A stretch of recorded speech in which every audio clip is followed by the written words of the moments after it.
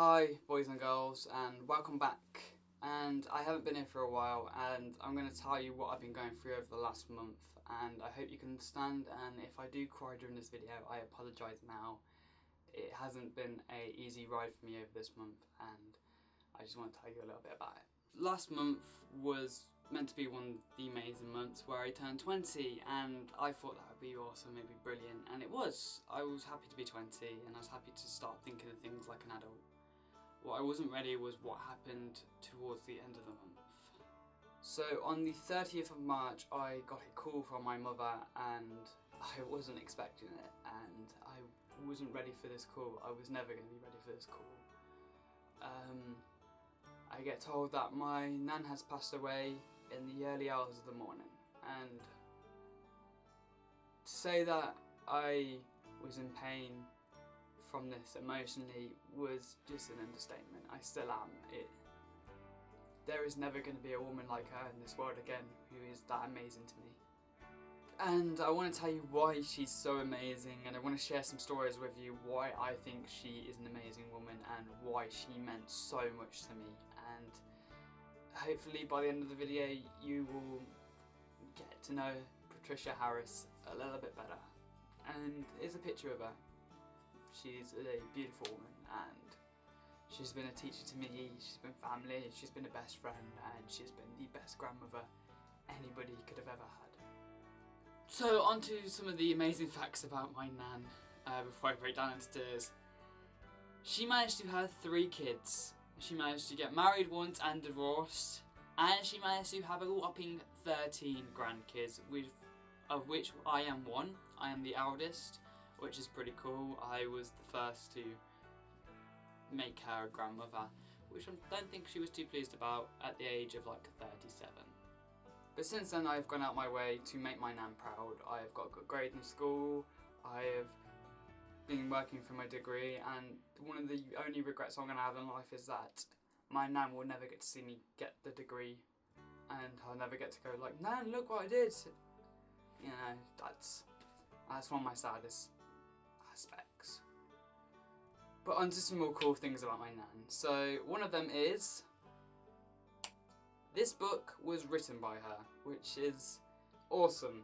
It's called The Adventures of Basil the Fox, and it's a very small children's book, and she actually asked me to do the illustrations for the second book in the series almost 10 years or 15 years after the release of the first book, which is quite crazy. You know, it's quite a distance to release books. But what makes this book even more amazing is that she managed to sell 2,500 copies, and all the proceeds were given to the MS Society. And that is something what my nan had. She had MS. If you don't know what that is, it's multiple sclerosis. And it's a disease which affects your whole body, and trust me, it's not nice. My nan was popping pills like mental, and I don't know how she would manage to bear it for so long, but she was a strong woman, and she held on for her family and her grandkids, and that's something what I can be grateful for, because I've never seen someone be so adamant that they want to live for their family, and I think that's amazing. And now another amazing thing that my nan did was always buy us board games. Me and my brother, my sister and my other brothers came a lot later than them, so me and my brother always spent time with my nan. And I can remember one summer, out of all these board games she didn't have Monopoly, and that was just dastardly. I loved Monopoly, I wanted to play Monopoly, but we didn't come from a very wealthy family. Buying Monopoly, it was fairly expensive. It was about £30 for the board game, and they couldn't afford that. So what we did was rip a piece of card off this big cardboard box, and we cut it down to a square, and we had to try and remember all the street names in Monopoly and draw them on this board. And we spent hours making this board and making all the little cards like chants and stuff, and we even got sellotape to make the board look like it was laminated. That's how far we went with this board, and I swear we only played with it twice, but that was just something awesome what my nan did for us. Like, she was willing to make a Monopoly board just because she couldn't afford one, and she actually played it with us, which was amazing, and that's one of the great things what my nan did.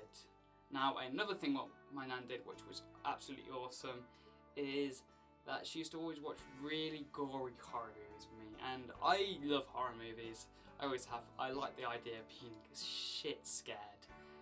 And I remember most nights I would stay with my nan, and I would sleep in the same bed as her because that's what I did as a little kid. You know, sleeping in my nan's bed, we'd be watching a horror movie, and she'd fall asleep. She'd start falling asleep during the movie. She's an older woman, so she's just like, I'm like, Nan, wake up, because you know, watching Chucky and you've got some evil porcelain dolls in that cabinet over there, and I'm not liking this. Yeah, don't watch Chucky when your nan has a collection of the most evilest looking porcelain dolls ever.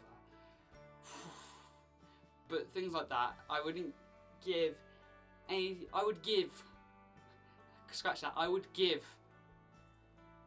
day of my life just to spend one more day watching really crappy horror movies with my nan, because that's how I remember her. That's one of the amazing things I used to do with her. So there's a couple of stories from my nan, and there's so many more what I could tell you, and I can go on for hours talking about my nan because she was a brilliant woman. But she was always proud of me, and that's something which a lot of kids don't get these days. They don't get the enthusiasm from their parents or from their grandparents, but my nan would sit and watch all my YouTube videos. Even if she wouldn't get the humour, she'd sit and watch them, and she'd still call me up saying, Courtney, I watched your YouTube video, I found it really funny, you were jumping around, you were doing all crazy things, and that was amazing.